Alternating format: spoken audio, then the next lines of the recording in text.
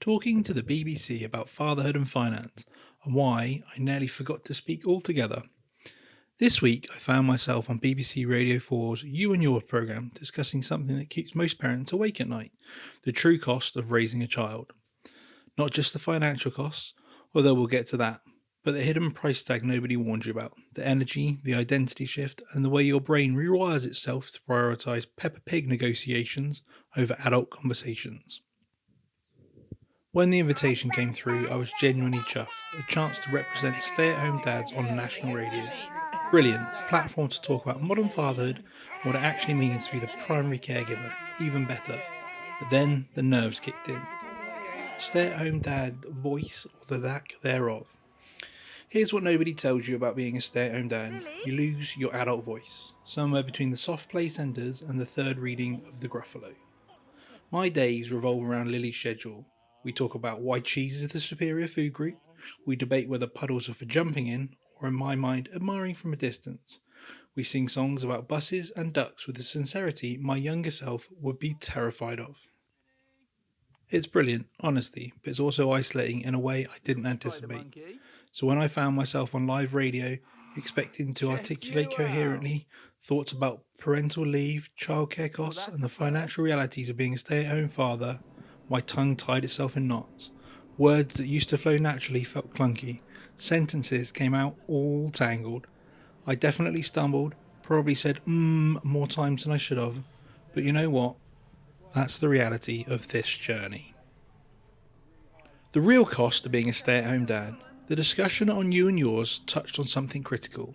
We talk about the cost of parenthood. We're not just talking about the cost of nappies and nursery fees. We're talking about the career you put on pause or totally leave behind, the identity shift from professionalism to primary caregiver, the mental load of running a household whilst raising a tiny, opinionated human, the social isolation that creeps in from your social circle suddenly shifting to other parents and baby groups, the financial vulnerability of being outside of the workforce. For stay-at-home dads in the UK, there's an added layer. We're still somewhat unusual. Brilliant, yes, but unusual. Only around 7% of stay-at-home parents are fathers, which means we're often navigating spaces designed for mums, representing a choice that still raises an eyebrow at family gatherings. Finding your voice again. This experience reminded me why I started Old Dad Diary, why I share our journey on YouTube. Because every parent deserves to feel seen.